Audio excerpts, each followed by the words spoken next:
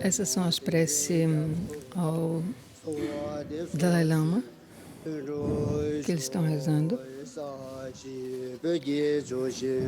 Grande iluminador do a oferta do mandala, grande iluminador do caminho que une o vazio e a compaixão, protetor dos ensinamentos dos seres na terra da neva, detentor do lótus Tenzin Gyatso. Suplicamos que seus desejos sejam realizados espontaneamente. Esta base ungida com perfume, coberta com flores, adornado pelo Monte Meru, os 4 continentes, o Sol e a Lua, eu a imagino como uma terra pura do Buda e vos ofereço que todos os seres desfrutem dessa terra pura. Que o som do Dharma, que o som do grande tambor do Dharma possa dissipar a miséria dos seres sencientes, que vós permaneceis para dar ensinamentos que por inconcebíveis bilhões de eras. Hoje, esses ensinamentos é principalmente dado pelos os jovens tibetanos que pediram, que solicitaram, e é bom que todos esses jovens estejam interessados por esses ensinamentos. Eu gostaria de explicar a terminologia Dharma. Ela já existe, esse conceito existe por mais de 3.000 anos e nós estamos hoje em dia no século XXI. Seja que há várias tecnologias e desenvolvimento científico, na visão da percepção das pessoas, algo que era inconcebível no passado. E essas tecnologias eram inconcebíveis no passado. E nesse tempo, aquilo que é relevante para os ensinamentos do Buda,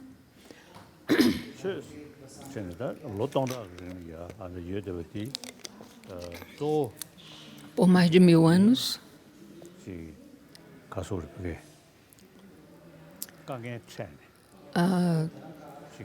a terminologia religião é algo que, quando as pessoas enfrentam dificuldades,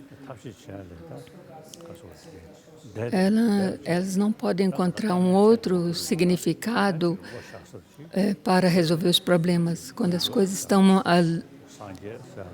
além das possibilidades deles resolverem os seus problemas, as pessoas começam a se apegar às entidades como Deus, Budas e assim por diante. A realidade do mundo de hoje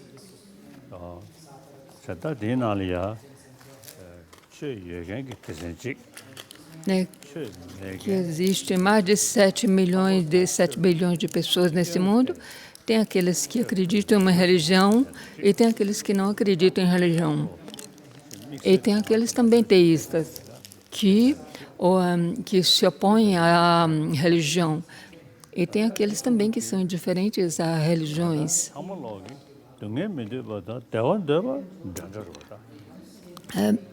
Todos esses grupos de pessoas, todos eles têm o mesmo desejo de não querer o sofrimento e querer a felicidade.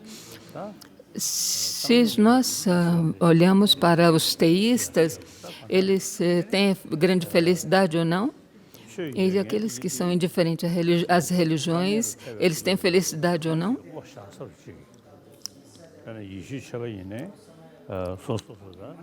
Mas aqueles que acreditam em uma religião, eles têm alguma entidade, né, para a qual eles têm fé.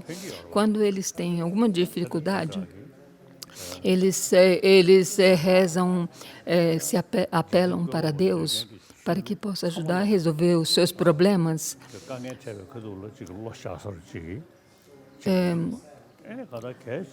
Todos aqueles teístas, eles têm uma entidade, ou Deus, o Bhagavan, no qual eles colocam suas esperanças. E todas essas religiões conduzem o mesmo, tem a mesma mensagem de amor e compaixão. Em geral, eu digo que as religiões se desenvolveu no meio da sociedade humana para ajudá-los. Todos os homens, em geral, têm uma religião. Desde quando nós nascemos, uma religião, uma crença, o amor compassivo é muito importante para nós, desde quando nascemos. É a base e essa é a base a base nata da natureza humana. Os cientistas também dizem que, alguns cientistas dizem que os homens são animais sociais. Se vemos os animais, eles dependem da sua comunidade. Eles têm um senso de responsabilidade um pelos outros em suas comunidades, os animais. E assim também, nós, seres humanos, não podemos sobreviver por nós mesmos. Dependemos sempre de outras pessoas, de outros cuidados. E isso é uma coisa natural por todos aqueles seres, os seres que dependem de uma comunidade. Então, a comunidade é muito importante para a nossa sobrevivência. Então, aquilo que os cientistas estão dizendo é verdade. A natureza básica humana é o amor e a compaixão e afável.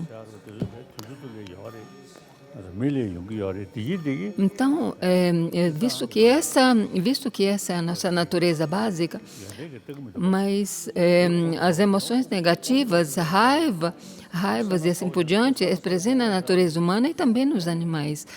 E isso não é uma qualidade, essas não são qualidades boas.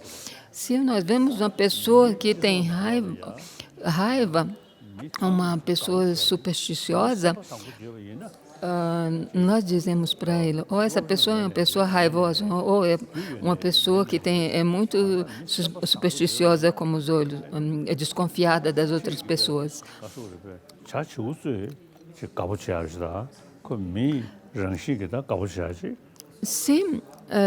Se uma pessoa desenvolve esse coração afável, até os animais vão apreciar, prezar essas pessoas e outras pessoas também vão prezar essas pessoas. Todas as religiões ensinam essa mesma mensagem, amor e compaixão, ou amor e afabilidade. A religião indiana a doutrina que desenvolveu aqui na Índia há mais de 3.000 anos, existe imbuída da prática de ahimsa. E a ahimsa é baseada na karuna, ou na compaixão. Então, essa prática já existe aqui na Índia há mais de 3.000 anos ou mais. Então, essa prática da não violência já existe aqui na Índia por mais de 1.000 anos. E falando sobre os ensinamentos do Buda, os ensinamentos do próprio Buda, é baseada nessa ahimsa que já existia na Índia antes que o Buda aparecesse e manifestasse aqui na Índia. Então, o amor, a compaixão e a tolerância, o contentamento e a autodisciplina e a ética moral já existem em todas as tradições religiosas. A autodisciplina é aquilo que é praticado, é praticado mesmo que quando aparece uma oportunidade dos outros se prejudicar, nós podemos praticar a ética moral, a autodisciplina.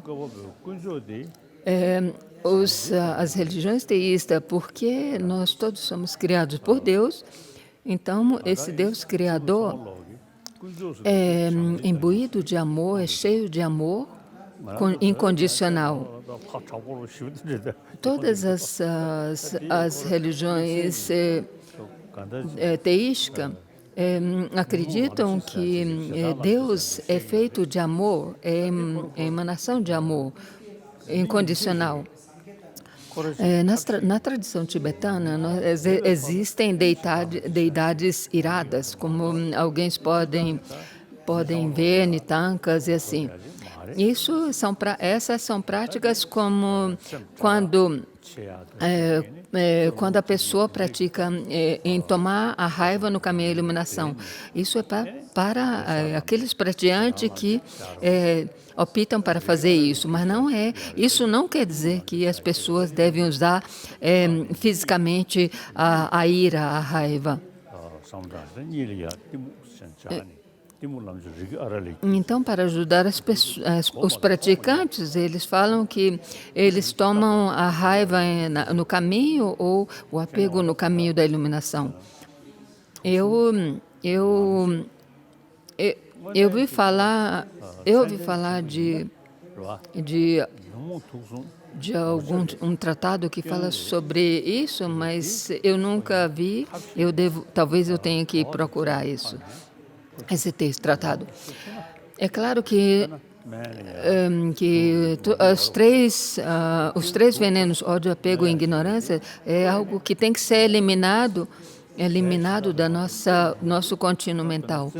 Mas no contexto das práticas tantras, nós podemos transformar esses venenos e transformar esses venenos em medicina. Mas isso só é possível com a sabedoria que compreende a vaziedade e o método, e que tem os meios que podem fazer essa transformação. Então, essas deidades iradas significa isso. Para aqueles que acreditam em uma religião teísta, são teístas, eles que dizem que Deus é o amor compassivo, e nós somos criaturas de Deus. Nós, para os deístas. Então, os teístas veem que Deus é uma figura paterna para eles. E é uma coisa muito positiva para eles. Para aqueles teístas que acreditam em um Deus Criador, é muito errado eles pensar que os outros são seus inimigos e matar em nome de Deus.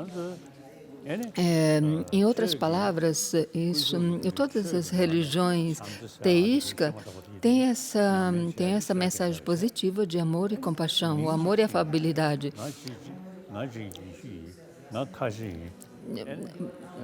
Às vezes nós podemos programar que nós somos cristãos, muçulmanos, budistas, hinduístas, mas em vez de seguir aquilo que diz essas filosofias, nós praticamos os desacordos, as desagregações entre as pessoas. Nós devemos ver as religiões como algo que seja benéfico para nós. Eu tenho muitos amigos que são muçulmanos e judaicos. Não. Mas eles são pessoas muito amigáveis. E quando eles falam de Deus, os olhos deles enchem de lágrimas. Então existem bons praticantes em meio de todas essas religiões. Nós devemos lembrar-nos que a mensagem principal entre todas as religiões é amor e compaixão. E a explicação de amor e compaixão é enfatizado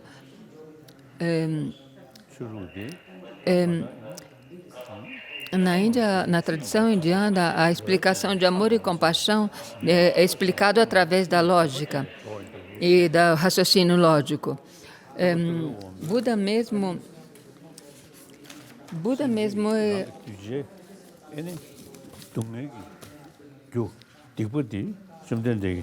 Buda mesmo disse, os vitoriosos não podem, Matriceta disse, os vitoriosos não podem lavar as negatividades com água, nem podem remover o sofrimento dos seres com as mãos, nem podem transferir suas religiões para suas realizações para os outros seres, ensinando a verdade que eles liberam os seres. Então, isso quer dizer que as nossas negatividades não podem, eles não podem remover os nossos sofrimentos com as suas próprias mãos. Nós devemos fazer o caminho. A única maneira que eles podem nos ajudar, os Budas, é mostrando os caminhos. As realizações de Buda não podem ser transferidas ao nosso contínuo mental. Então, a maneira que eles podem nos ajudar é ensinar a vaziedade. Isso quer dizer que Buda compartilhou conosco as suas próprias experiências, como ele prosseguiu no caminho e como ele alcançou a iluminação. Então, eles compartilhou as suas próprias experiências conosco. E nós devemos fazer o caminho, cada um de nós, seguindo esses ensinamentos. Então, a palavra Dharma significa manter aquilo que foi ensinado. Então, as religiões Dharmas, o significado da palavra Dharma em tibetano significa transformar a nossa mente.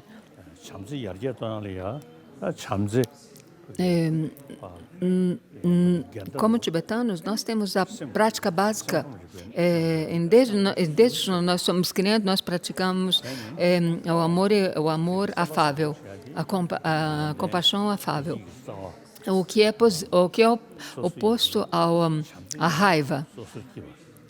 E isso é muito explicado, bem explicado na tradição budista. Se você for uma pessoa você é muito gentil, você será muito pacífico e as pessoas em torno de você se sentirão muito pacíficos. Então, essas negatividades não podem ser removidas através de medicina, mas são removidas através do trabalho que nós fazemos nós mesmos, entre nós. Então, aquilo que deve ser reduzido de nós são a inveja, a raiva e todos esses venenos.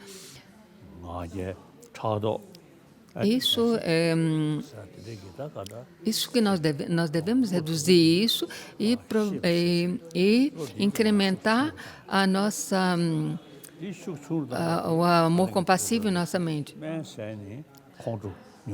Então, repetindo, aquilo que devemos reduzir da nossa mente é a raiva, é a arrogância, a inveja e assim por diante. E esses venenos não podem ser removidos da nossa mente pela medicina ou tratamentos. Dentro das emoções na nossa mente, tem aquelas emoções negativas que perturbam, destroem a nossa paz mental. Nos nossos tratados budistas, isso é explicado que essas emoções negativas surgem através do surgimento de pensamentos inapropriados ou pensamentos errados. Se nós pensamos na realidade das coisas como existem, que elas não existem por elas mesmas, essas aparências negativas, distorcidas, nós podemos entender essas aparências, elas podem nos ajudar a reduzir as emoções negativas. Então, os ensinamentos budistas têm a ver com a transformação da nossa mente.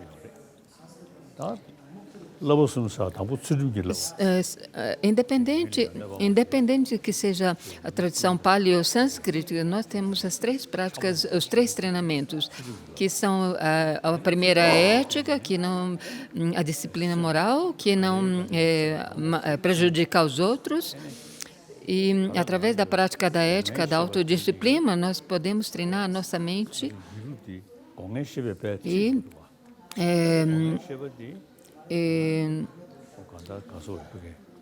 por exemplo, no momento atual, nessa ordinariedade que estamos, a nossa mente é distraída pelas cinco órgãos sensoriais. E por isso que nós somos distraídos com música bonitas, as coisas bonitas e assim por diante, devido a essas percepções, 5 percepções sensoriais. E essas são muito e por causa da nossa ordinariedade, essas percepções sensoriais são muito poderosas dentro de nós. E é claro que as nossas negações, nossas aflições mentais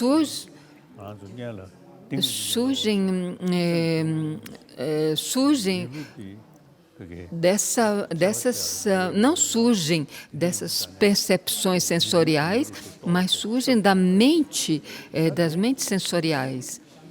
Que essas mentes sensoriais surgem desses agregados baseado nesses órgãos sensoriais. Os órgãos sensoriais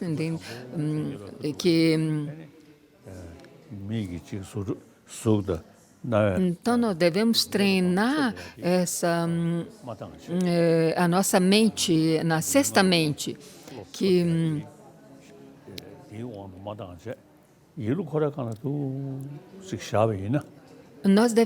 aquilo que nós devemos fazer, devemos praticar essa meditação de concentração na parte da manhã e não deixar as nossas mentes, nossas consciências sensoriais correr atrás dos estímulos sensoriais provocados pelos órgãos sensoriais. E quando nós fazemos essa meditação de concentração, vai chegar um momento que nós temos uma sensação de vaziedade, vazio absoluto. E nós continuamos a focalizar mais nesse vazio total. Nós temos uma sensação de percepção da mente cognitiva. E essa mente cognitiva nós devemos usá-las para discriminar sobre aquilo que é muito positivo e aquilo que é negativo. Mas por quê? Se nós somos muito distraídos,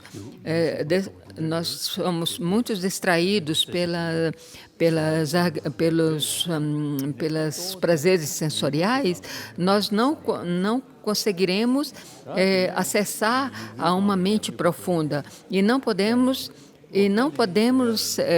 analisar a natureza profunda da mente e não conseguiremos analisar as coisas, a natureza das coisas, das aparências como elas existem.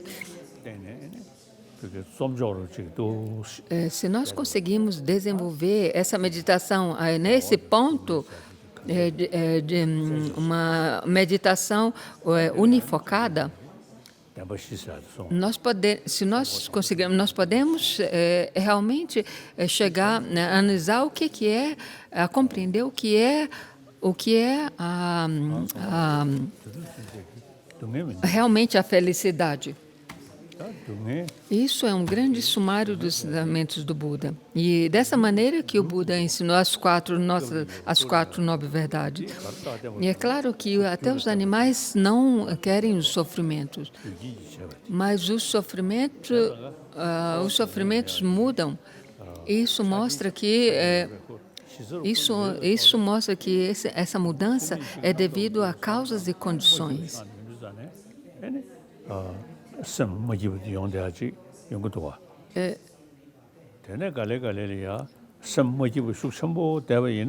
Enquanto nós, nos, nos momentos que nós temos sofrimento, se nós começamos a pensar, por que isso aconteceu comigo e por que acontece só comigo, internamente nós nos tornamos muito mais perturbados. Hoje em dia,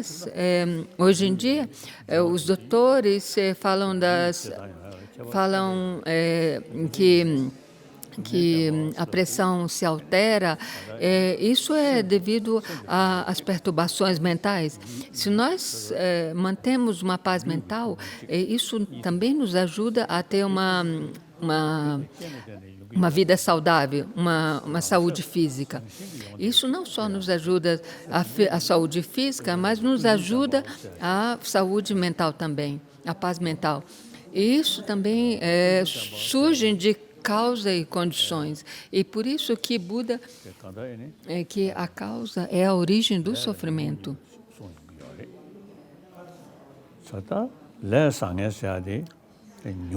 A origem dos sofrimentos é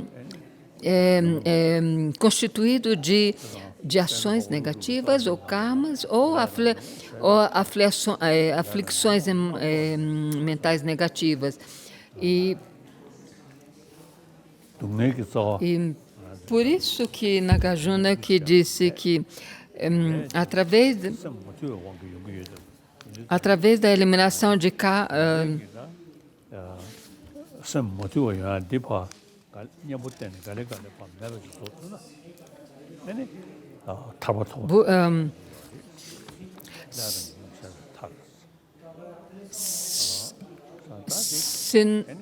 se nós somos capazes de aplicar os antídotos para eliminar as emoções negativas, nós podemos alcançar a liberação.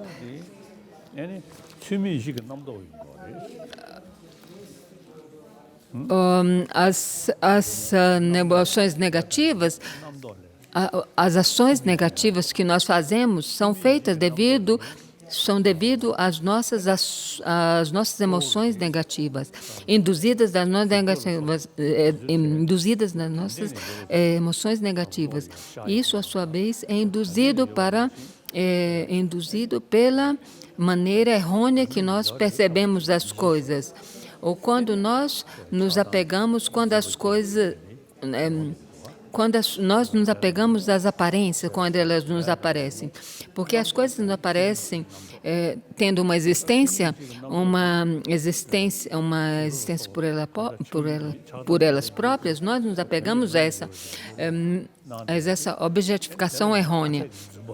Essas objetificações. Essas objetificações errôneas... espera aí. Essas aflições negativas surgem devido às aparências negativas que nos aparecem. E essas aparências negativas aparecem que elas têm uma existência por elas mesmas. Então, se nós acreditamos que elas têm umas aparências negativas, nós criamos uma concepção mental errônea. Então, dessa concepção mental errônea surgem as emoções aflitivas. E os cientistas também dizem essa mesma coisa, que as coisas nos aparecem como elas existissem por si própria, autônoma. Mas quando como eles analisam profundamente profundamente as suas partículas, então eles veem que nada existe assim como uma coisa como um todo, mas existe devido às suas partes.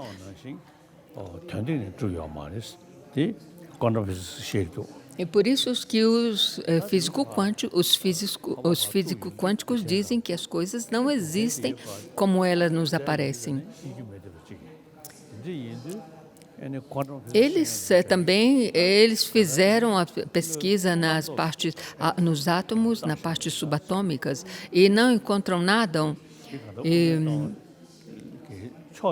E por isso que quando eles encontram que as coisas não existem objetivamente, quando elas aparecem, não existe nada, eles dizem que nada existe objetivamente como objeto. E esses cientistas, eles dizem isso através de suas análises.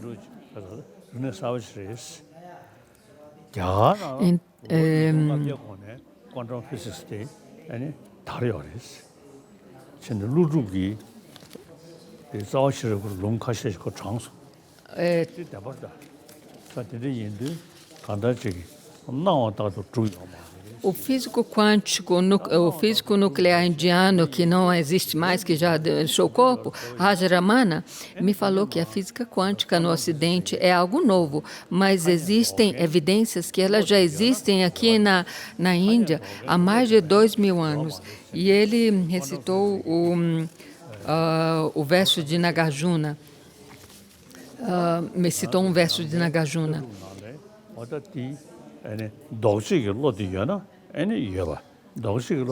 Os físicos quânticos também dizem que as coisas existem enquanto existe um observador. Quando o observador não está mais, as coisas não existem mais.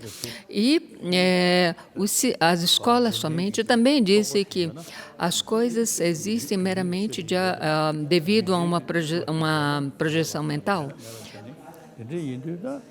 E as escolas Madhyamika Caminho do Meio dizem que nós podemos falar das coisas somente pelo âmbito de denominações, de imputações ou rótulos.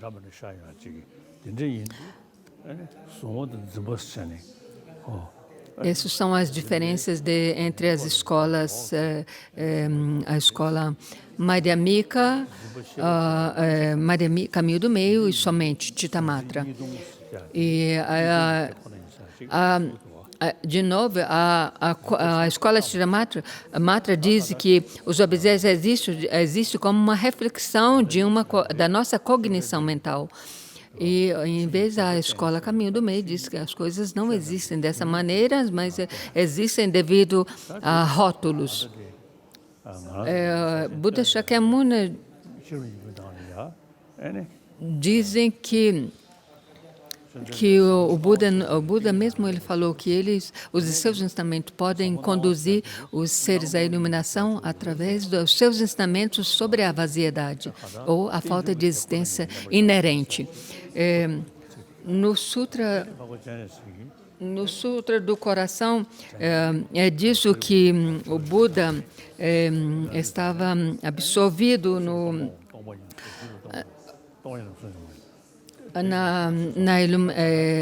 estava em absorção no Dharma profundo.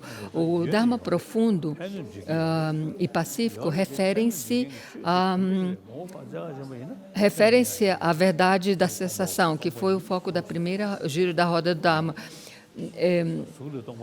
Mesmo que as coisas existem, mas quando nós procuramos, mesmo que as coisas existem, elas nos aparecem, quando nós analisamos efetivamente a nível profundo, nós não podemos encontrar nada que existe como tal coisa. E por causa dessa ausência de existência própria, eles existem devido à designação. Isso também é dito no texto de Mula Madhyamika Karika, que tudo aquilo que um todo, as suas partes, definição e definendos, quando eles são analisados como os 7 modos de racionamento como da carroça e assim por diante, nada pode ser encontrado. E também o Mula Madhyamika Karika também diz que que o Tathagata não é os agregados, nem diferente dos agregados. Os agregados não estão nele, nem ele está nos agregados. O Tathagata não possui os agregados.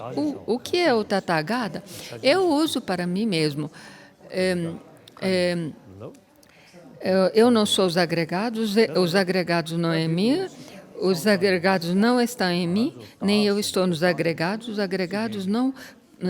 Eu não possuo os agregados, então onde estou eu? É claro que nós temos esse apego forte ao nosso eu, que é muito querido, mas quando nós procuramos por esse eu, essa identidade intrínseca do eu, não podemos identificar nada que se chame eu. O eu, alguns estudiosos dizem que eu é um dos agregados, que é uma deconsciência. Mas isso também não é uma coisa que pode acreditar, que é uma coisa que se pode acreditar. Se pode acreditar. É claro que nós falamos minha fala, meu corpo, minha mente. É claro que nós usamos esses termos para designar nós mesmos. Meu corpo, minha mente, minha palavra. Mas é claro que, mesmo que nós usamos essas convenções, mas se nós procuramos profundamente o que é eu, onde está eu? O eu é a fala, o eu é a palavra, o eu é a mente? Onde é eu? Eu mesmo, quando eu acordo de manhã, a primeira coisa que eu faço é analisar quem sou eu. É claro que eu existo, eu caminho, eu falo, eu tomo café da manhã, mas mesmo assim, onde é aquilo que eu chamo de eu, ou essa identidade intrínseca do eu? Então, chegou à conclusão que esse eu é realmente uma designação em base aos agregados. E isso é ensinado no Sutra. No primeiro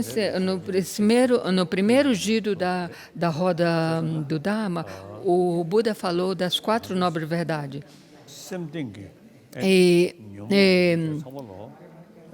E no texto de Maitreya, de Uttara Tantra, do contínuo mental, é mencionado que essas contaminações mentais são temporais, então elas podem ser removidas, elas não fazem parte do nosso contínuo mental. Então, essas contaminações mentais surgem baseadas na nossa concepção errônea da realidade, da maneira de existir dos fenômenos. Isso surge devido à nossa confusão mental, que nós acreditamos que as coisas existem como elas nos aparecem.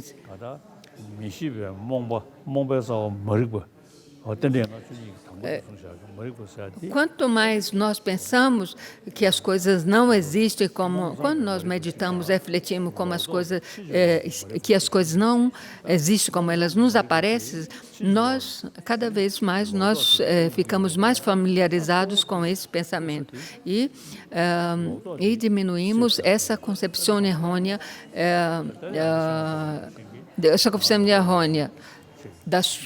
de acreditar que as coisas têm uma realidade por ela própria.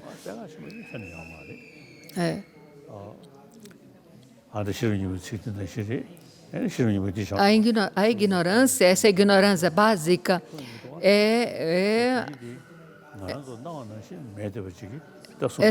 surgem porque não compreendemos a vazidade dos fenômenos. Então, essa ignorância acredita que as coisas existem por elas mesmas, então elas não são vazias, que acreditam que as coisas não são vazias de existência e inerências, mas essa é a ignorância básica.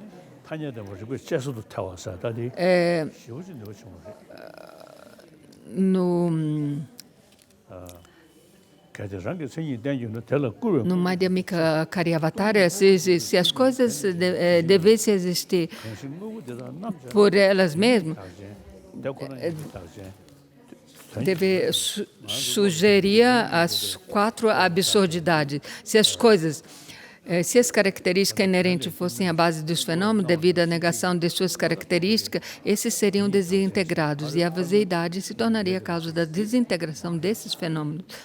Então, se as coisas... mesmo que os fenômenos aparecem, que têm uma existência inerente, aparecem para nós como esses fenômenos, as coisas e assim por diante, existem uma existência por eles próprios, eles não existem dessa maneira. Então, acreditar nisso seria um erro, um absurdo. É como se um ser Arya, em sua absorção meditativa sobre a vaziedade, desintegraria todos os fenômenos. A segundo erro é sobre que é falado que os seres morrem, renascem, morrem e nascem. É claro que, mesmo que os seres existem, mas nós não podemos encontrar esse ser que toma um renascimento. E não tem renascimento e não tem morte também. Porque não tem esse ser que morre e que renasce. Visto que não tem esse ser que morre e que renasce, então não existe nem nascimento e nem morte.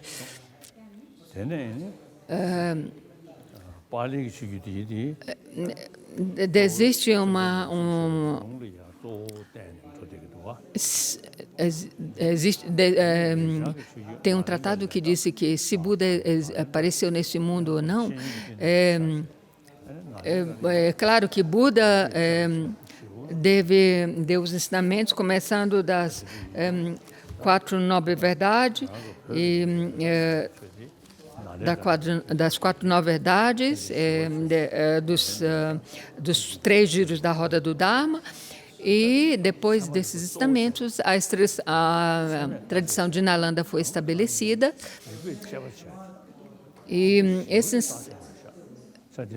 e essa tradição de Nalanda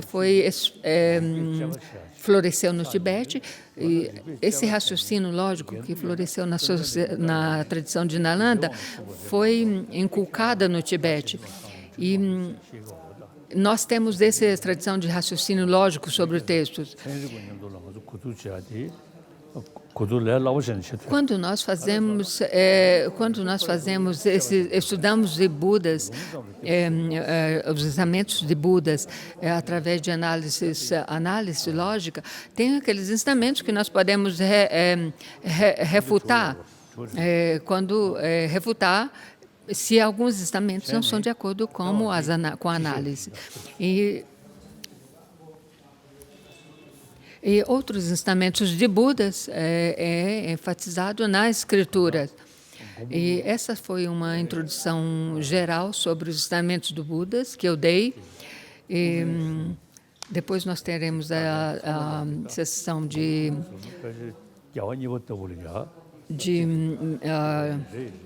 sessão e pergunta. E falando sobre a Nagarjuna, alguns afirmam que o mestre Nagarjuna foi o segundo Buda. E nos ensinamentos, nos escritos de Nagarjuna sobre Mulya Madhyamika Karika, e depois ele escreveu Entrando no Caminho do Meio, e depois veio Aradeva que escreveu os 400 versos, que Aradeva era discípulo de Nagarjuna, e depois vem Buddha Palita também, que escreveu um comentário sobre os escritos de Nagarjuna, mas aquele supremo que comentou os ensinamentos de Nagarjuna da melhor maneira foi Chandrakirti. E Desde pequenos, nós, tibetanos, monges, assim, no monasteiro, nós memorizamos esses textos e eu li um texto de Chandrakirti, entrando no caminho do caminho do meio, e nós precisamos estudar os textos de Nagarjuna. Nós devemos estudar também os 6 textos da Preciosa Garlanda, de Nagarjuna. E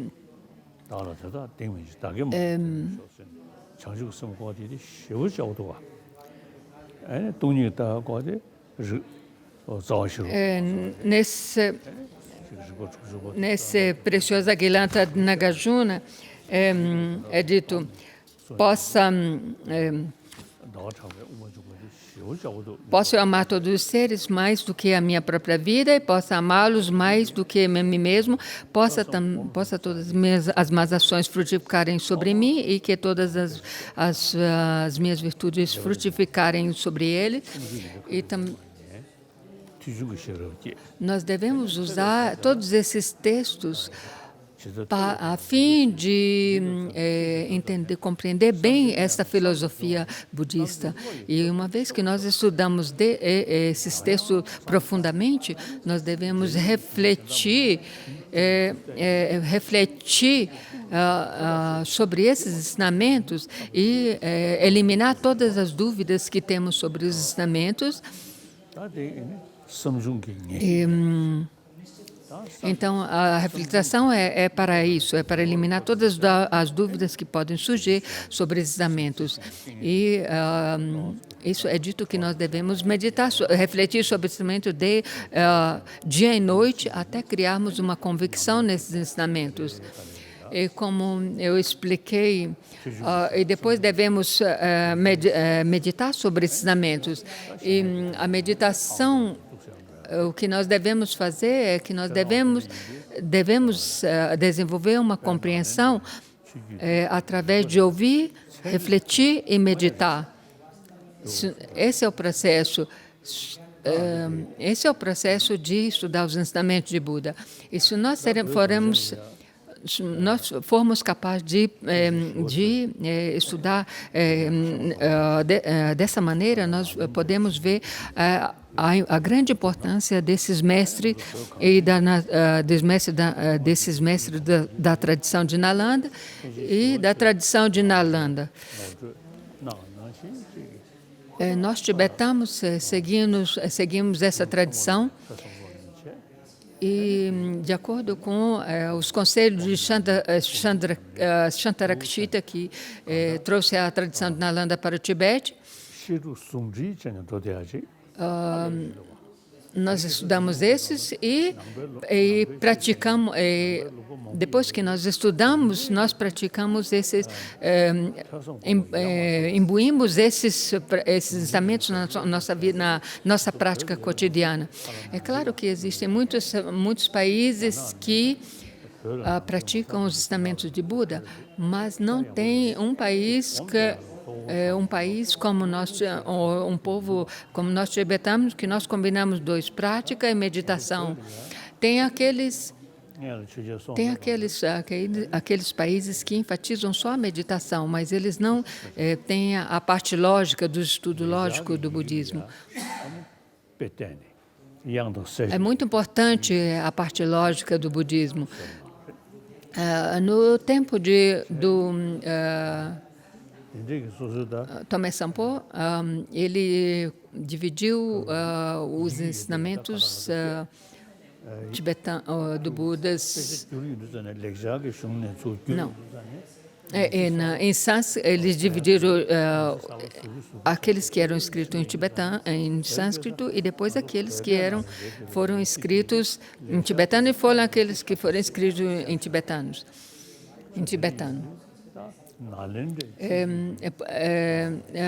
Por isso que a língua tibetana se desenvolveu cada vez mais.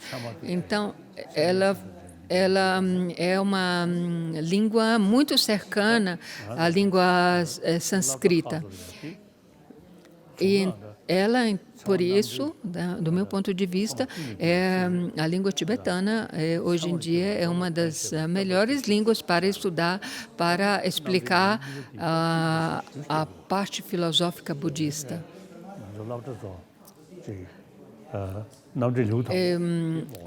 Por isso, para vocês, jovens tibetanos, vocês devem ser capazes de estudar o segundo capítulo de Pramanavartika Karika, que é a explicação do texto Pramana Samuchaya, onde é disso que aquele que se tornou uma autoridade nessas filosofias, e aquele que é compassivo e tem a intenção de beneficiar os outros, esse é o verso de saludação. Essas duas linhas de saudação, a saudação a Buda, é explicada no segundo capítulo do Pramanavartika Karika,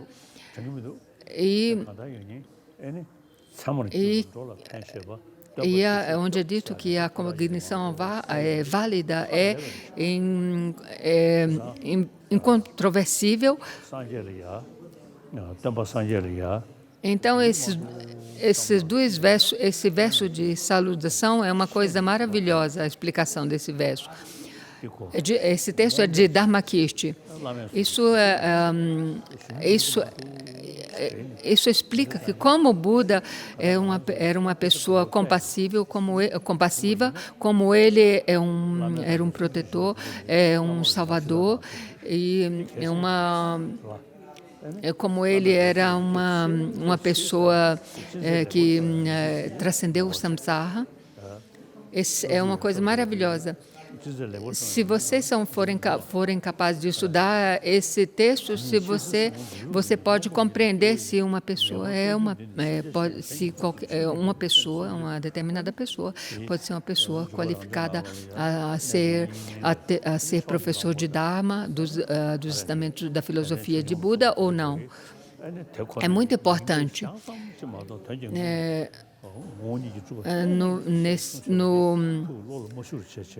No versos de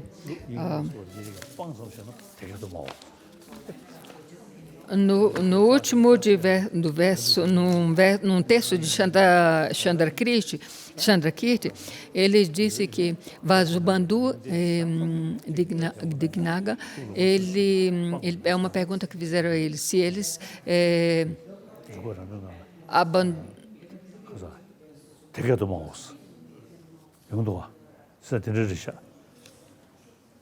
ele disse que mesmo se a pessoa tem uma impressão kármica de vida passada e tem conhecimento dos ensinamentos do Buda ou não, mas essa profundidade da vaziedade não pode ser entendido por essas pessoas, mesmo que eles tenham uma grande...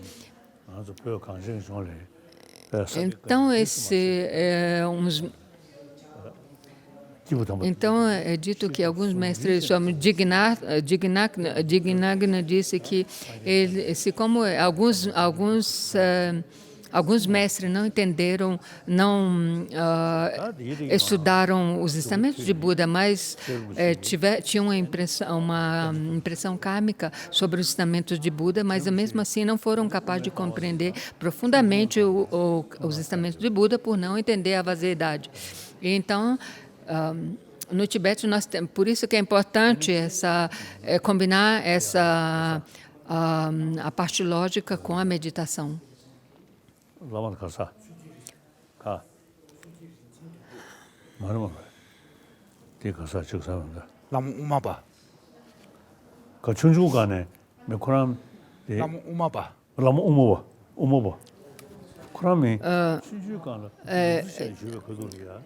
Tinha um lama, um mestre Umapa, que era mestre de lamas, foi o mestre de Lama Tsongkhapa. Quando ele era pastor, ele teve uma visão de Manjushri preto. E mesmo quando ele era pequeno, ele também teve essa visão de Manjushri. E com a ajuda de Lama, do mestre Umapa, Lama Tsongkhapa foi capaz também de perguntar, ter umas perguntas sobre os estudos do caminho, do meio. Então, Lama Tsongkhapa perguntou, por meio de Lama Umapa, ele perguntou se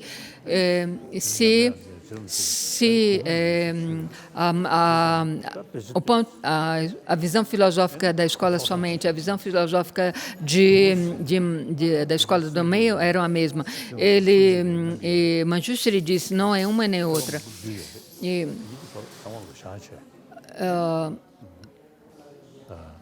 Lama Umapa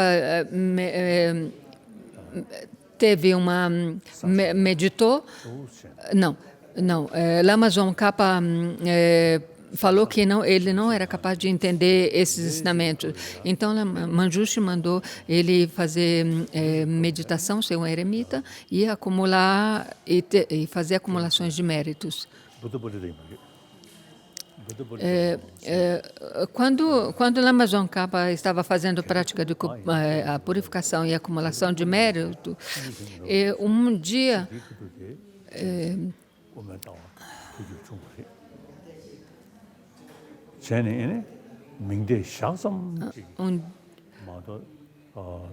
ele teve essa a compreensão profunda.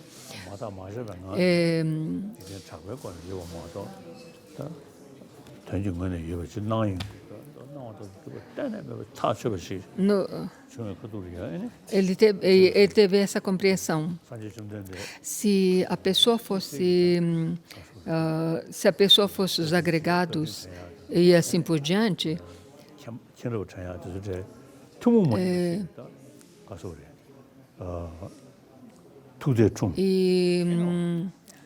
ele teve essa compreensão. E quando ele estava lendo o texto de Mula Madhyamika Karika, ele foi capaz de compreender profundamente essa vaziedade. E disso nasceu um grande respeito pelo Buda. E por causa desse respeito, que surgiu pelo Buda, devido a essa compreensão da vaziedade, ele escreveu esse texto em Louvor à Originação Interdependente. E eu recebi esse comentário desse texto de Louvor à Originação Interdependente de Nyongzi Rinpoche.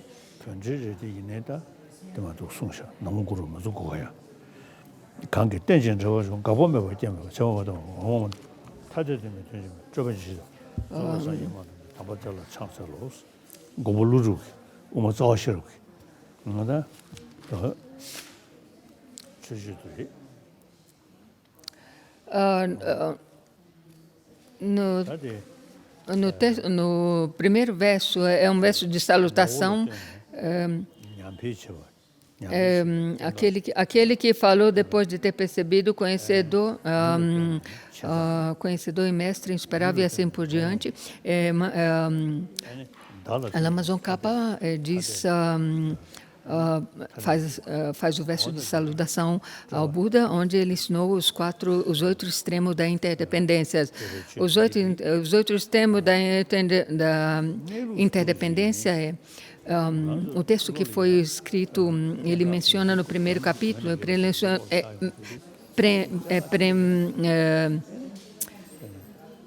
faz a salutação, ele menciona também a saudação do mestre de Nagarjuna, que fala, que preza também o Buda por ter ensinado os 8 extremos da interdependência. Me prostro ao Buda perfeito, que pacificou completamente os construtos e ensinou que tudo aquilo que surge interdependentemente não cessa, os 8 extremos são esses, não cessa nem nasce, não tem interrupção nem permanência, não vai nem vem, não é diferente e nem idêntico. Esses são os 8 extremos. E com esses raciocínios lógicos, nós estamos fazendo análise em como as coisas existem. Quando se ganha a análise nessa vaziedade ou na falta de existência inerente das coisas, então o objeto que você faz, a qual você aplica essa análise, ele desaparece da sua percepção. O Buda mesmo disse, é dito que é o supremo entre os professores, porque por causa do seu ensinamento que nos dizem em como nós podemos desenvolver a sabedoria que compreende a vaziedade, que são os métodos, que são as ferramentas para eliminarmos a ignorância básica.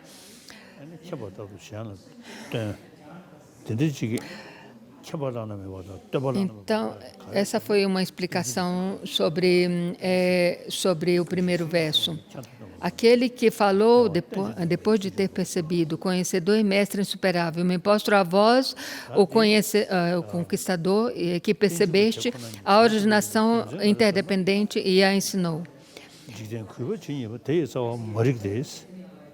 A razão pela qual a originação interdependente é importante é explicada no segundo verso. Toda degeneração existente no mundo está enraizada na ignorância. E para isso o Buda ensinou as 4 nobres verdades e, consequentemente, ele ensinou os 12 elos da origem interdependente. Continuando, vós afirmaste que aquele que percebe a originação interdependente erradica essa ignorância básica. A ignorância... Então, isso quer dizer que a ignorância é eliminada através da compreensão da originação interdependente também. O texto de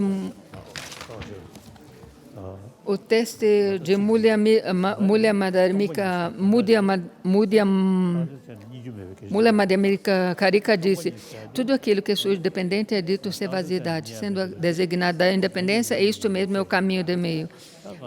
Quando nós falamos de vaziedade, não queremos dizer que as coisas não podem ser encontradas quando fazemos uma análise crítica, mas eles são vazios porque eles existem em independência. Desde que eles existem em independência, eles são vazios de existência e inerência. Então, se como as coisas existem em independência, a sua origem é independência de algo, eles são vazios de existência inerente. Então, isso é dizer que eles são vaziedade. Então, como poderia uma pessoa inteligente não compreender que esse caminho da originação interdependente é o tema essencial ao vosso ensinamento, o protetor? Sendo assim, como alguém poderia encontrar alguma maneira maior para elogiar-vos pelo seu maravilhoso ensinamento sobre a originação interdependente? Tudo que é dependente de condições é desprovido de uma existência intrínseca, que é excelente. Que excelente instrução pode haver, mais surpreendente que essa afirmação?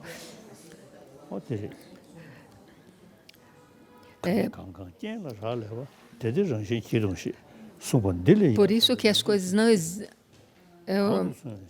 por apegar-se a isso, existe existência intrínseca. Os infantis fortalecem sua escravidão às visões extremas. Para os sábios, este mesmo fato é o portal para cortar a teia infinita das elaborações. Esse ensinamento não é visto em outros lugares e tradições. Portanto, Samyo, vós sois o mestre. Isso seria uma farsa se também fosse ensinado por um Tistika. E seria como chamar a raposa de leão.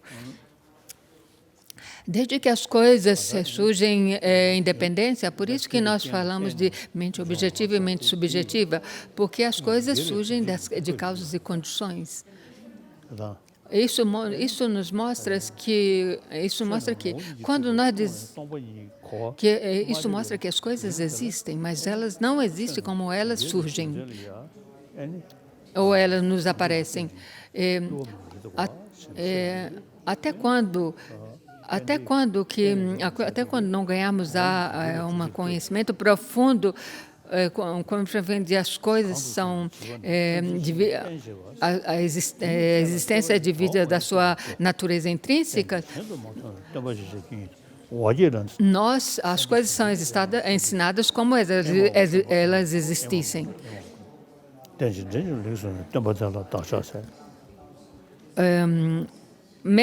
Mestre maravilhoso, refúgio maravilhoso, orador maravilhoso, salvador maravilhoso, eu rendo homenagem aos mestres, aquele que ensinou excelentemente a origem interdependente.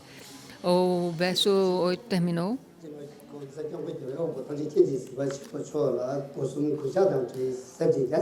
Porque o surgido dependentemente não existe, os fenômenos existentes não existem. Portanto, não existe nenhum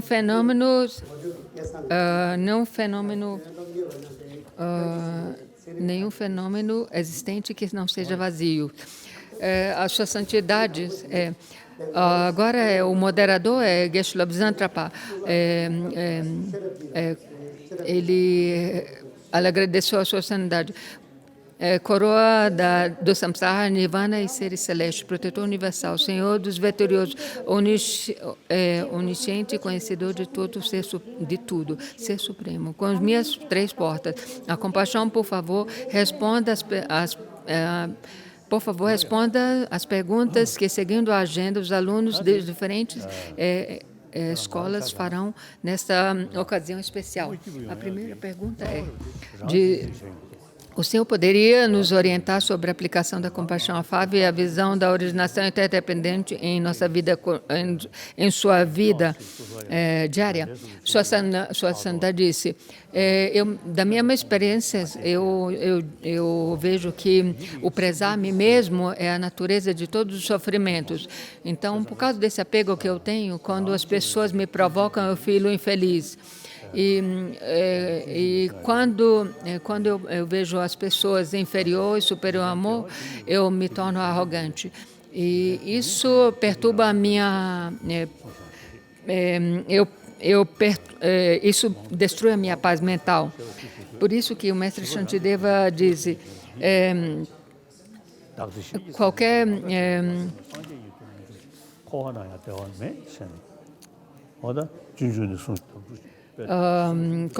qualquer felicidade existente neste mundo deriva do desejo de que os outros sejam felizes.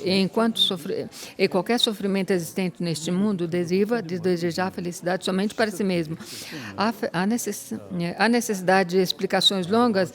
Os seres infantis cuidam de si mesmos. Os Budas trabalham para o bem-estar dos outros. Veja a diferença que nos divide. Se sinceramente não se escambia a própria felicidade com o sofrimento dos outros, nós não só não se alcança a bodeidade, mas nem mesmo nessa existência cíclica encontrar a felicidade.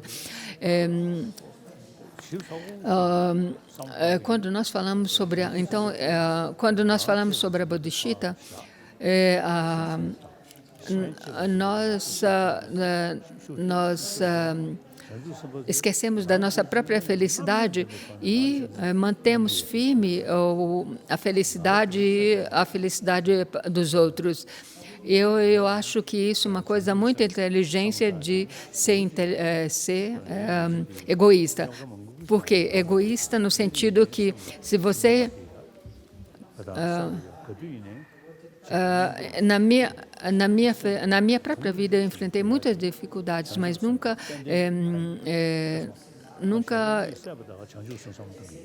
esqueci na minha própria mente. E eu fui capaz de me manter alerta e com a paz mental por causa da minha prática da bodhisattva. A prática da bodhicitta, desde quando eu me levanto da manhã, eu medito sobre a bodhicitta e sobre a sabedoria que compreende dentro da vasidade. E eu medito sobre as qualidades positivas.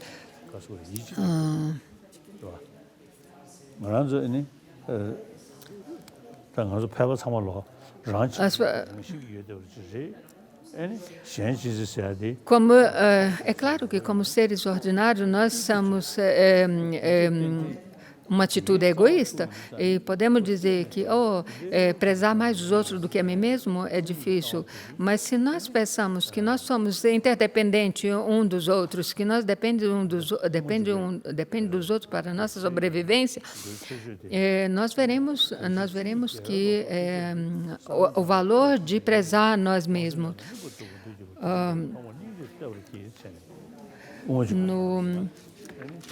No início do entrando no caminho do meio, Mestre Chandrakirti, ele preza a importância de prezar os outros, prezar os outros do que a mim mesmo. Então, beneficiar os outros é uma coisa baseada sobre a lógica, sobre o raciocínio lógico. Não é uma concepção errônea. A compaixão do Bodhisattva, eles focam na pessoa e na compaixão. E os Bodhisattvas, eles focados na iluminação, alcançar a iluminação, eles meditam sobre a vaziedade. Então, são essas duas combinações, bodhicitta e vaziedade. E eu mesmo de manhã, quando eu me levanto, eu medito sobre na combinação desses dois, bodhicitta e vaziedade. Mesmo que você talvez possa pensar que nessa vida não seja capaz de alcançar isso, mas você tem que pensar que essa mente limitada deve ser afrouxada. Então,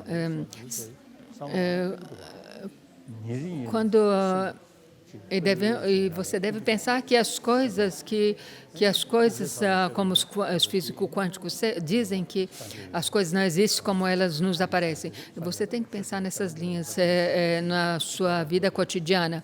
Como eu disse antes, os ensinamentos de Buda é baseado nas duas verdades, a verdade convencional e a verdade última. Pense nessas duas linhas.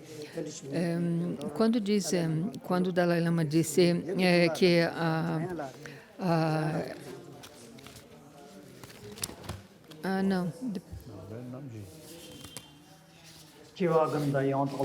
a próxima é de Jamyang, a pergunta é: o senhor poderia ilustrar como, da perspectiva budista, a mente afeta, da perspectiva a mente afeta o corpo e da perspectiva científica como os neurônios e o cérebro afetam a função do nosso corpo?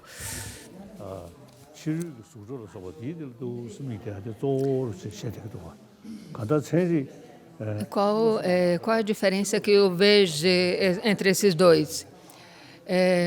Sua Santidade disse, a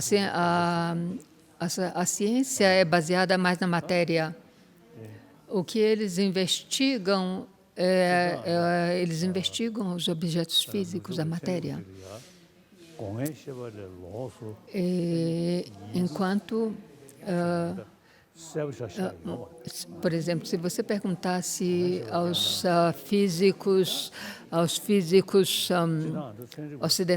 cientistas ocidentais, você perguntava sobre as consciências sensoriais, eles talvez não teriam nenhuma explicação. Mas hoje em dia,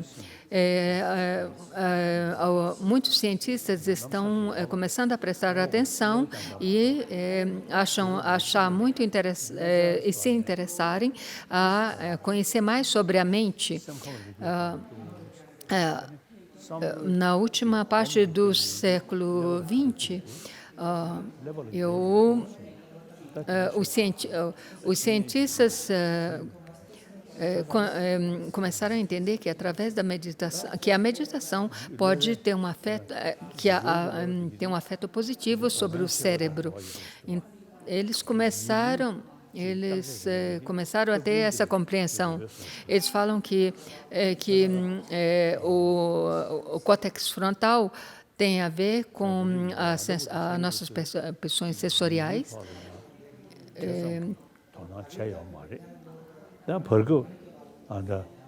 E até recentemente, os cientistas em geral não prestavam muita atenção sobre a nossa consciência.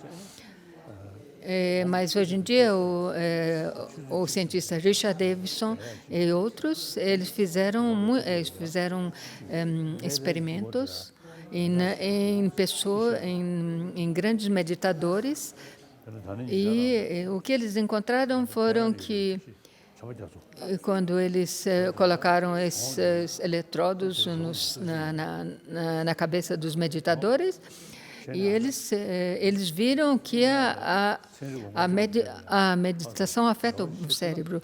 E em Taiwan, um geisha, ele morreu, e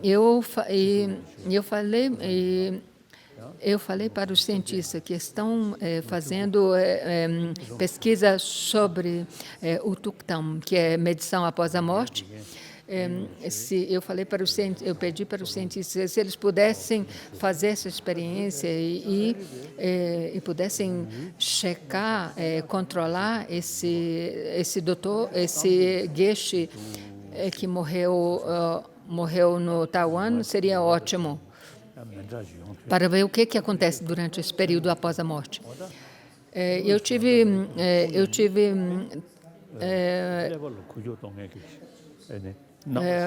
o meu tutor antigo, ele ficou 13 dias em meditação após a morte, sem o corpo se deteriorar. E teve um geisha lá no sul da Índia também que fez. Eles também teve nessa meditação depois da morte. Então, Richard Davidson, ele me falou que eles estão vendo essas possibilidades, o que acontece com esses seres depois da morte, após a morte. Richard Davidson me falou que antigamente a palavra compaixão não existia no vocabulário científico, mas hoje em dia eles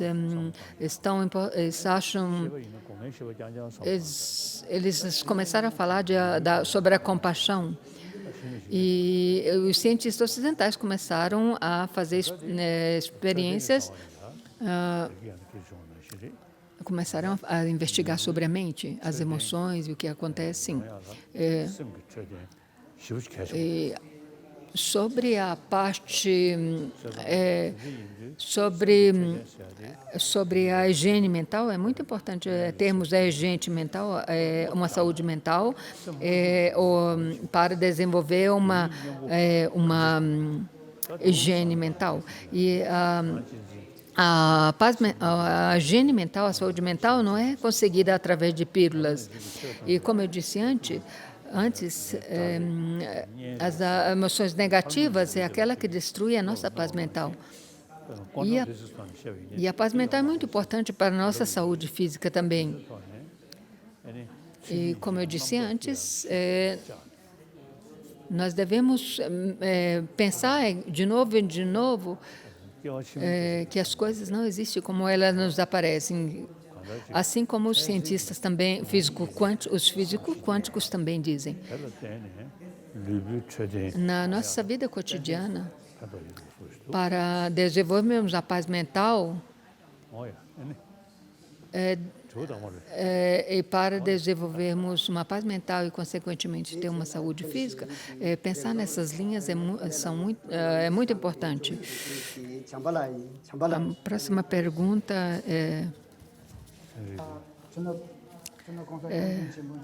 é Yamian, formado em cultura tibetana.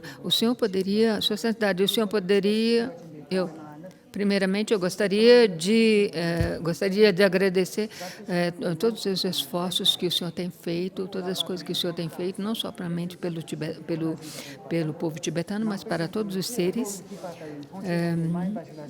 E a minha pergunta o senhor poderia ilustrar como, da perspectiva budista, a mente afeta o...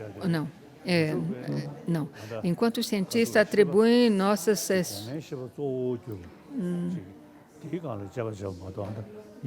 as nossas experiências de dor e prazer, raiva e apego e nossas memórias, as meras atividades do nosso sistema nervoso, cérebro, partículas.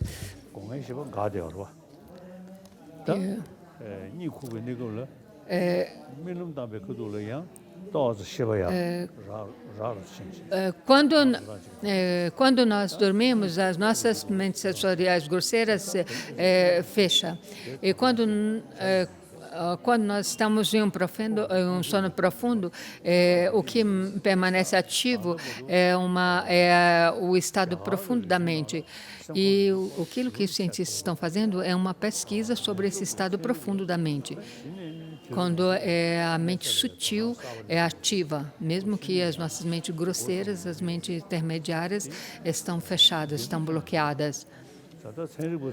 Falando sobre as mentes e emoções, a tradição indiana é muito adiantada e a ciência indiana é muito adiantada, enquanto a ciência ocidental ainda tem que alcançar esse ponto. Enquanto os cientistas ocidentais estão estudando a mente e as emoções que provém da tradição indiana, que é aquela que nós também tibetanos nós seguimos, que nós tibetanos seguimos.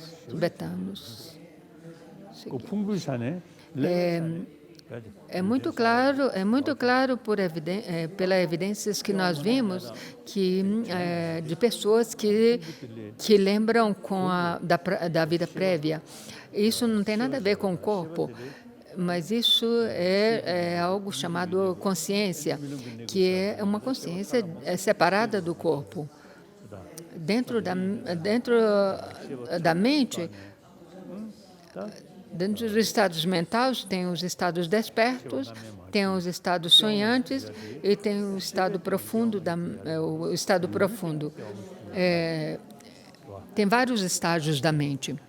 Então, com base à consciência sutil, nós podemos falar de vidas passadas, não em base ao nosso corpo grosseiro. É claro que é por isso que existe, deve haver algo que faz com que eles lembram de vidas passadas. Aquilo que vai de vida após vida não é a mente grosseira, mas é a mente sutil. É algo a mente sutil, e é por isso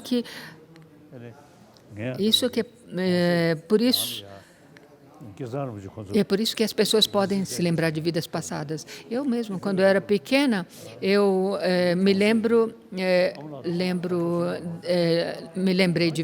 da minha vida passada, de algo que ocorreu em vida passada. Quando eles vieram procurar no meu vilarejo, como eles a procurar minha reencarnação, naquela manhã, minha mãe falou assim que eu estava muito eufórico desde manhã cedo. E quando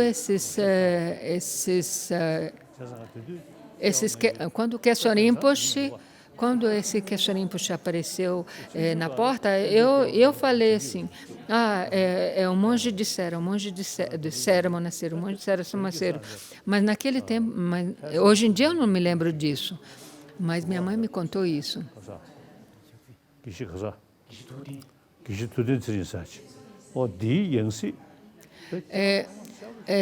Entre esses que vieram me reconhecer, tinha um Geshe. Não, isso não. Não, isso é uma outra história. Tem um Geshe de Seragê que renasceu em Lhasa.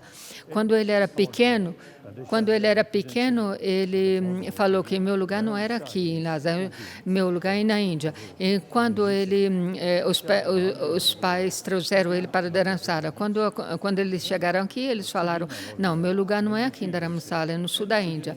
Então, quando chegou no vilarejo de... o nome dele é Geshtuptem Sherin. E quando ele chegou lá no monastério, no sul da Índia, ele falou, meu monastério é aquele lá. Aí quando os pais levaram ele lá, e ele falou assim, meu quarto é aquele lá. E os pais dele levaram ele lá. E quando ele chegou lá, ele puxou uma gaveta e falou, esse é meu óculos. Ele era pequeno. Na Índia também teve uma em Patiala, uma menina que lembrava da sua vida passada, e teve outra menina indiana também, uma garota indiana que lembrou da sua vida passada. Isso claramente mostra que existe vidas passadas e que existe um estado sutil da nossa mente onde são depositadas as memórias, as impressões mentais sutis.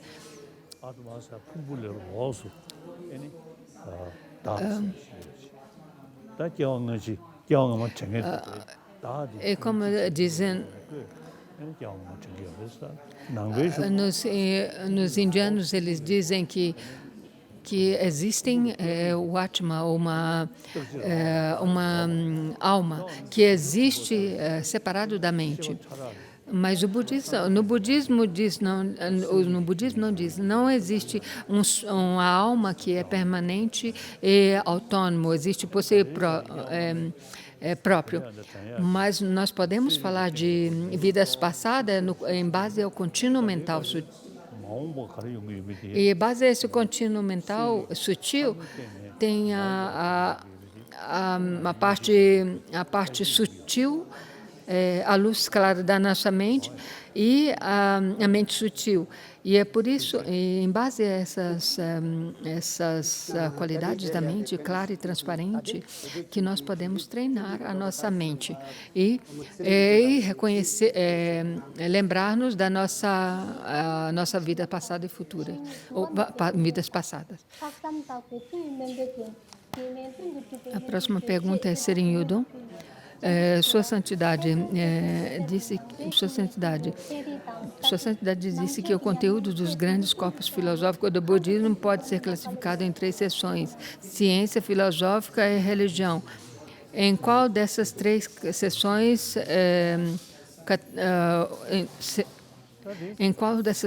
seções o conteúdo desse texto, em louvor à originação interdependente, se enquadra?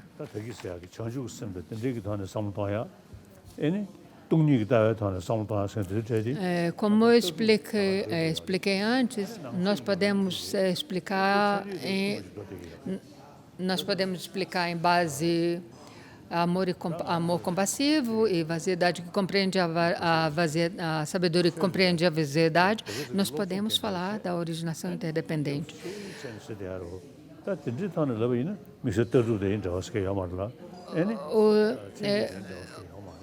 Se você não entende profundamente os ensinamentos de Buda, você só vai praticar os ensinamentos do Buda através da reza.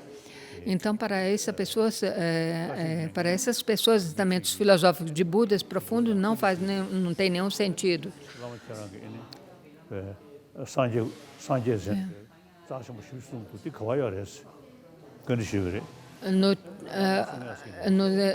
No Tibete existia um lama que estava dando ensinamentos sobre Buda, Dharma e Sangha.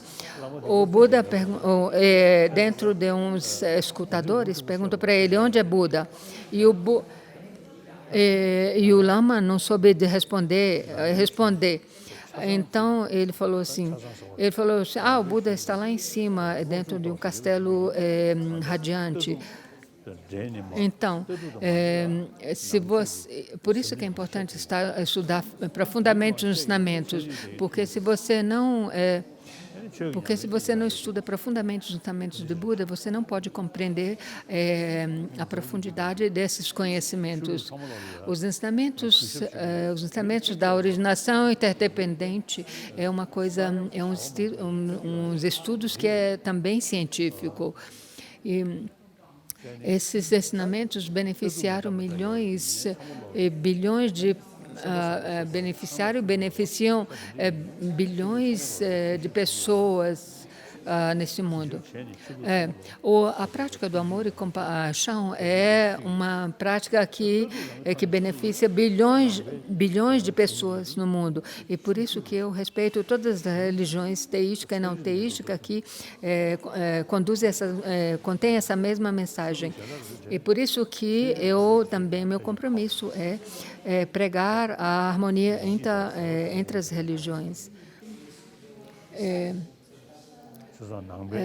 A maioria das religiões baseiam-se em fé e acreditam em um Deus Criador.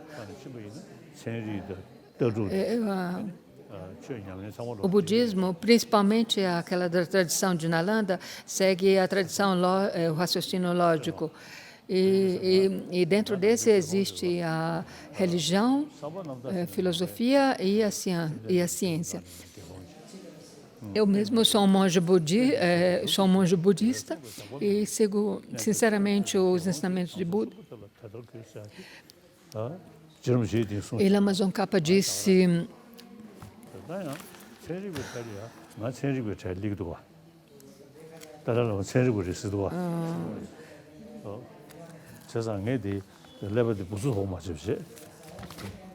e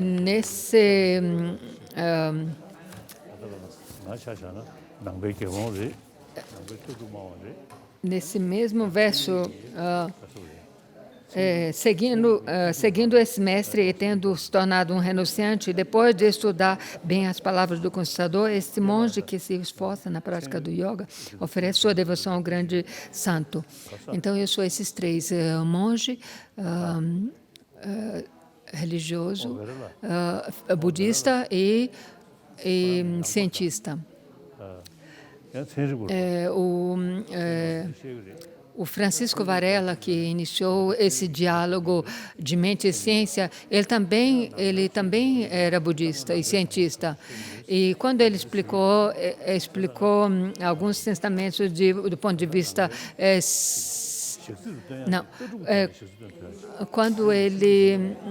quando ele explicava a parte da ciência, ele falava: agora eu coloco o chapéu de cientista. Quando ele explicava do ponto de vista budista, ele falava: agora eu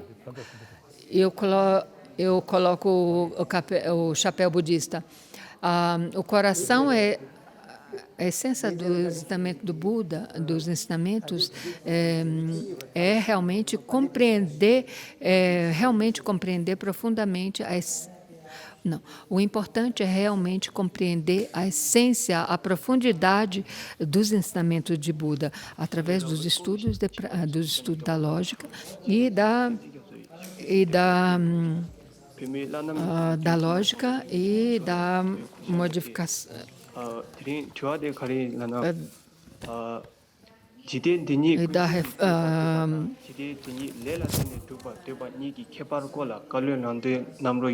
Da meditação.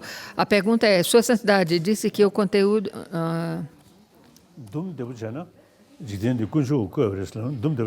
você pode explicar o conceito da criação de Deus do universo por Deus, tal como é colocado pelas tradições teístas, e como isso difere da oposição budista do karma com a causa, como a causa por trás da evolução do universo? Em geral, eu brinco com as pessoas. Quando as pessoas me perguntam, faz essa pergunta, eu brinco. Você tem que fazer essa pergunta para Deus. Como essa pergunta,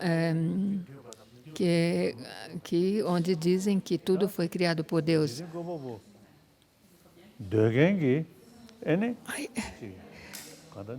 Aqueles que acreditam que existe que existe um Deus criador, então todas as coisas que existem no universo foi criada por Deus. Todos os sofrimentos, alegrias, felicidades é atribuído a esse Deus criador. Então, para eliminar esses sofrimentos, eles se apelam a Deus, rezam para Deus. Para resolver, eles apelam e rezam para que Deus ajude a eliminar esses problemas que eles enfrentam. Através da lógica, é claro que para nós que temos uma abordagem lógica, é muito difícil manter essa visão. Nós dizemos, para nós budistas, nós dizemos que as coisas que nos acontecem é devido ao karma. Então, como diz no texto de Mula Madharmika, dos karmas e aflições mentais surge o pensamento conceitual. Consequentemente, essas surgem das elaborações mensais, as elaborações cessam pela realização da vaziedade. As ações ou karma positivos nos traz felicidade, os karmas negativos ou ações negativas nos traz os sofrimentos. E por isso, basicamente, nós podemos falar que as coisas surgem das causas substanciais e das condições cooperativas. O mundo externo, o mundo pode servir como condição cooperativa para a nossa felicidade e sofrimentos.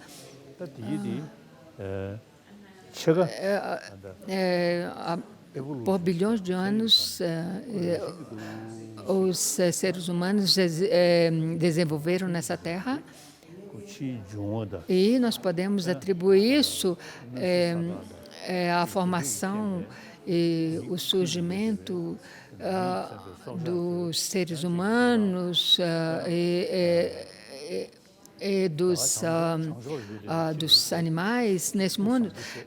Nós podemos atribuir isso à teoria evolucionista.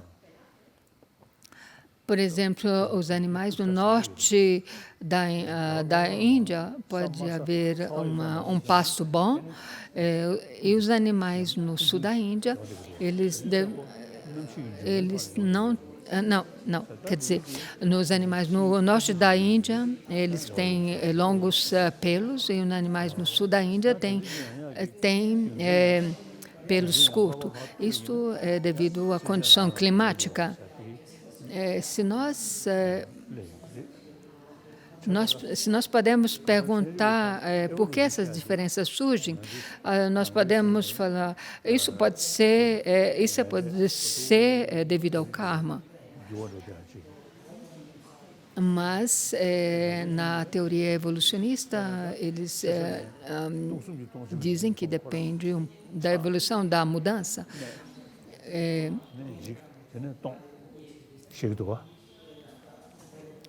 No budismo, nós falamos de da era da destruição do mundo ou dos planetas. Depois da era, surge a era da vaziedade total e tem a era da criação, onde o universo surge. Nós falamos dessas três partes de surgimento e destruição, vazio total e do surgimento.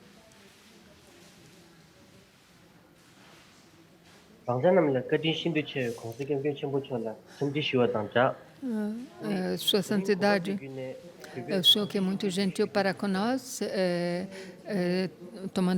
tendo essa oportunidade, eu gostaria de perguntar ao senhor, poderia explicar as diferenças na abordagem dela para aqueles abordagem à vida para aqueles que acreditam nas três joias e para aqueles que não têm fé nas três joias. No início, eu disse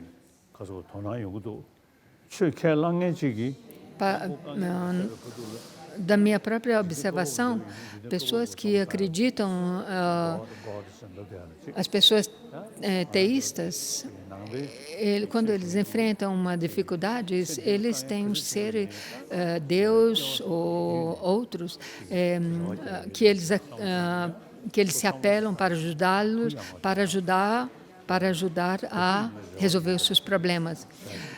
Para nós budistas, qualquer problema que nós enfrentamos na nossa vida, nós acreditamos em vidas futuras. Então, para nós, tem sempre uma esperança para nós. Tem uma esperança para nós. As pessoas que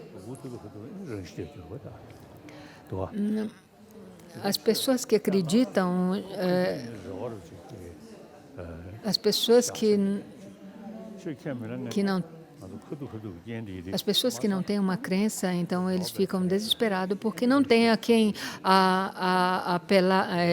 se apelar, e eles se tornam completamente inúteis, cometem suicídio e assim por diante, ou usam drogas e assim por diante.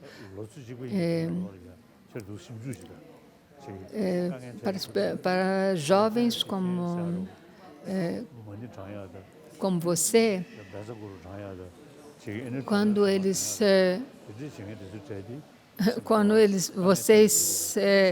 quando eles enfrentam dificuldades, eles recitam mantra de Tara, mantra de Guru Rinpoche e assim por diante, e eles ficam mais calmos, mais tranquilos.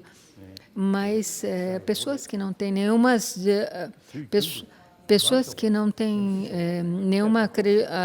crença, quando eles enfrentam dificuldades, eles ficam com raiva e não têm esperanças. Então, foi muito boa essa pergunta que você me fez. Então, você tem que olhar para a sua vida e ver, olhar para a sua vida.